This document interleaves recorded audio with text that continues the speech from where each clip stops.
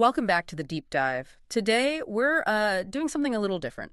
We are stepping directly into the shoes of a researcher at Voxel Micro Video Labs. We're treating this as a real-time analysis of the last 20 hours of news. And let me tell you, the stack of reports on my desk is literally radiating heat. It's appropriate you use the word heat because if there is one theme tying all our sources together today, from the stock market to, city council minutes, it's thermodynamics. Exactly. So let's set the scene. It is Tuesday, February 10th, 2026. If you've been following the headlines, everyone is talking about the AI economy chatbots, generative video, all the software stuff. But our mission today is to strip all that away and look at the engine room. We're looking at the physical hardware keeping this whole economy alive. And specifically, how one region in California, the South Bay, is just completely transforming because of it. That's right. We are zooming in on Torrance and Redondo Beach. And the story that's emerging from the data, it isn't just about tech. It's about a massive economic divergence. On one side, you have a company solving what you could call the thermal crisis of AI. Yeah. And then literally right next door, you've got legacy industries just fighting for survival. It really is a tale of two cities, or maybe two economies, just colliding in the same zip code. So we've got three big stories to unpack. First, a massive breakthrough from Navitas Semiconductor that dropped yesterday. Second, the struggle of their neighbor, Motor Car Parts of America. And then third, how Redondo Beach is negotiating with giants like Nike to build the lifestyle infrastructure to keep all these tech workers happy. It's a fascinating ecosystem. Yeah. So shall we start with the breakthrough? Let's do it. Okay, so yesterday, February 9th, Navitas Semiconductor, that's ticker symbol NVTS, unveiled something called a 10-kilowatt DC-to-DC power platform. Now, to the average person, that sounds like a lot of technical jargon. But you're saying this is a big deal for the AI arms race. It is a huge deal. I mean, to really get why, you have to understand the bottleneck we're facing right now in February 2026. Everyone focuses on the chips, the NVIDIA GPUs, the brains of the operation. But data centers are trying to train these massive AI models. And to do that, they're just packing more and more of those GPUs into their server racks. Right. The industry calls it densification. Exactly. But there's a physical limit. When you pack that much silicon together, it gets incredibly hot. Traditional power systems, the ones made of standard silicon, they're hitting a wall. They just can't handle the energy transfer efficiently enough without, generating so much waste heat, they risk melting the infrastructure. So the computers are literally getting too hot to think. To think. Essentially, yes. If you can't cool them, you can't run them. And that's where Navitas comes in. The platform they announced yesterday, it doesn't use traditional silicon. It uses gallium nitride, or GaN, and silicon carbide, 6F. Okay, wide bandgap materials. These are what we call wide bandgap materials. Okay, let's unpack the nuggets from the spec sheet, because the numbers here are pretty wild. I'm looking at the press release. It says, this platform delivers 98.5% efficiency. Which is a staggering number in power electronics. You might think, 96% versus 98.5%, what's the big difference? But at the scale of a hyperscale data center, that tiny percentage is megawatts of power that are not turning into waste heat. Wow. It means less air conditioning, less liquid cooling, lower electricity bills. But the key stat that really stood out to me as a researcher was the power density. What was that? 2.1 kilowatts per cubic inch. 2.1 kilowatts per cubic inch. That sounds dense. It is incredibly dense. And it allows data centers to move to an 800-volt architecture. Basically, it means you can pack significantly more compute power into the exact same physical space without overheating. It's like the difference between a sprawling parking lot and a high-rise parking garage. That's a great analogy. Navitas is effectively building the high-rise. And this is part of a bigger strategy for them, right? This isn't just about making a better phone charger anymore. No, and that's the Navitas 2.0 pivot we're seeing. Yeah. For a long time, Navitas was known for those fast chargers for your phone or laptop, low margin, high volume. Consumer electronics. Right. But this launch, it signals a hard pivot into industrial applications. They're targeting the hyperscalers, the big cloud providers like Amazon, Google, Microsoft, and the GPU giants like NVIDIA. They're moving up the food chain. Exactly, to where the real money and the real heat is. Speaking of money, let's talk about the capital flows, because innovation isn't free. You don't just wake up and manufacture gallium nitride chips at scale. And alongside this tech launch, there was some serious financial movement reported in the last 20 hours. That's right. Navitas executed a private placement valued at approximately $100 million. That is a lot of cash. It is, but they need it. Ramping up manufacturing for a platform this advanced, especially with these exotic materials, it's extremely capital intensive. They're basically retooling their entire supply chain to meet this new demand. They have the design, now they need the factory throughput. And the market reaction has been, well, interesting. I'm looking at the stock charts from yesterday and this morning. On news of the launch, February 9th, shares surged over 4%, closing at $9.22. Everyone loves a breakthrough. Right. The algorithm traders see AI efficiency and new product, and they just buy. But then we wake up today, Tuesday the 10th, and in early trading, there's a pullback. It's hovering around $9.04, down nearly 2%. What gives? It's the classic tension, right? Yeah. Between long-term value and short-term cost. Investors see the 10-kilowatt platform, and they think growth, but then they see the $100 million private placement. And the heavy R&D costs. And they think dilution or expense. We saw a very high volume of pre-market trading this morning, around an $8.66 volume-weighted average price at one point, which suggests some big institutional players are repositioning. So the fast money might be scared of the cost, but the smart money is looking at the 10-year horizon. I think so. They're betting on whether Navitas can actually execute this ramp-up. If they can become the standard plumbing for the AI economy, that $100 million will look cheap in retrospect. So the market is digesting the cost of the revolution. But while Navitas is building the future, I want to pivot to what's happening literally right next door in Torrance.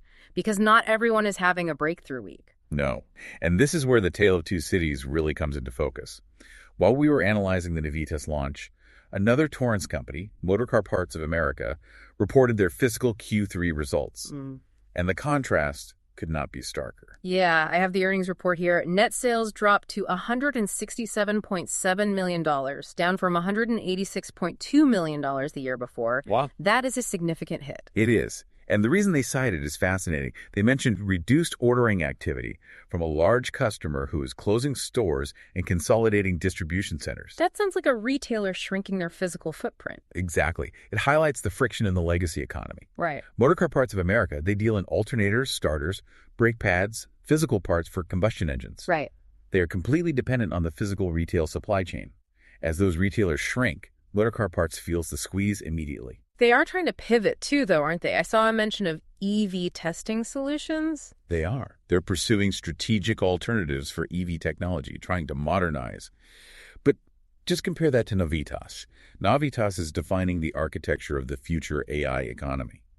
Motorcar Parts of America is trying to adapt legacy manufacturing to the EV shift, but they're still tethered to that old retail distribution model. One is swimming with the current, the other is swimming upstream. That's a perfect way to put it. It really paints a picture of the labor market in Torrance, doesn't it? I mean, on one street, you have a company probably hiring high-level power electronics engineers for AI data centers.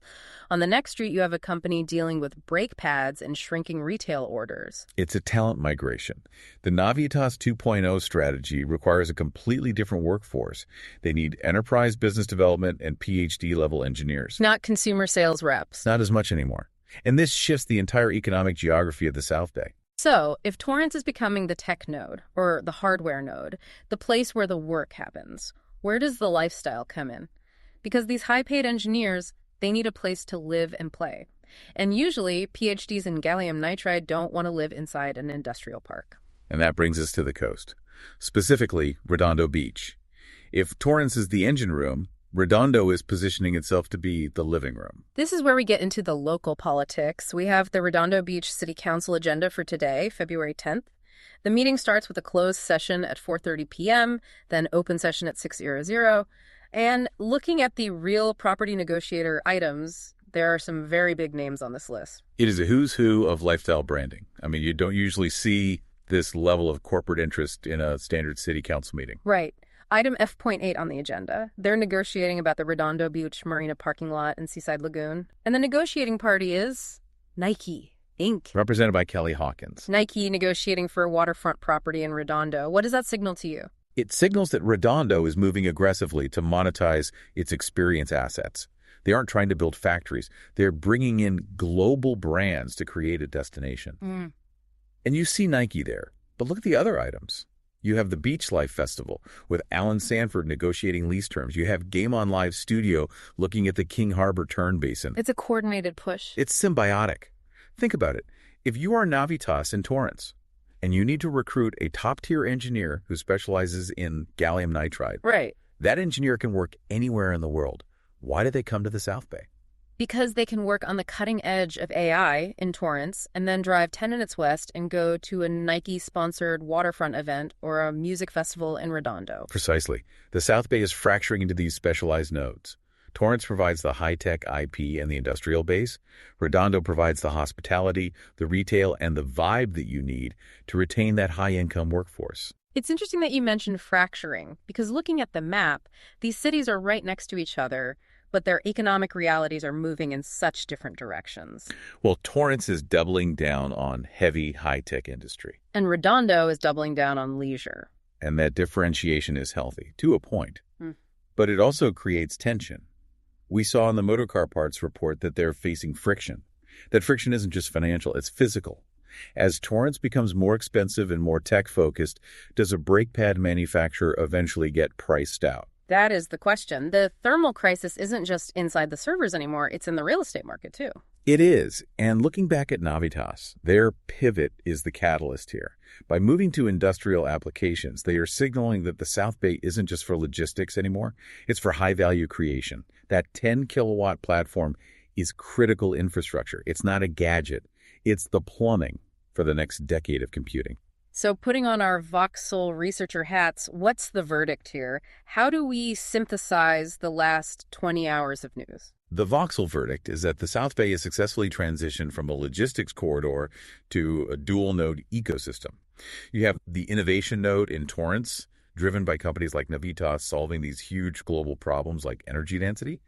And then you have the lifestyle node in Redondo, securing deals with Nike and Beach Life to keep the humans behind that innovation happy. It confirms that the region's commercial future lies in these specialized hubs. But the legacy industries? The legacy industries are on notice. The motorcar parts earnings, they show that being good enough in a consolidating market is dangerous. You either pivot to the future, like their EV attempt, or you get squeezed out by the heat of the new economy. It just brings us right back to that idea of thermodynamics. You have the heat from the GPUs, the heat from the market volatility, and the heat on legacy businesses to adapt. And the question for you, the listener, is this. As AI demands even more power and density, Navitas is at 2.1 kilowatts per inch cubed now, but that will go higher. Will we see more regions physically fracture like this? Will we see more cities turning into pure engine rooms while their neighbors become pure living rooms? Or will the heat eventually become too much for the legacy industries to bear it all? It's a fascinating dynamic. We are going to keep watching the thermodynamics of this market very closely. Absolutely. The pressure is only going up. That's all for this deep dive into the South Bay's transformation. Thanks for listening, and keep your eyes on the hardware. Stay cool, everyone.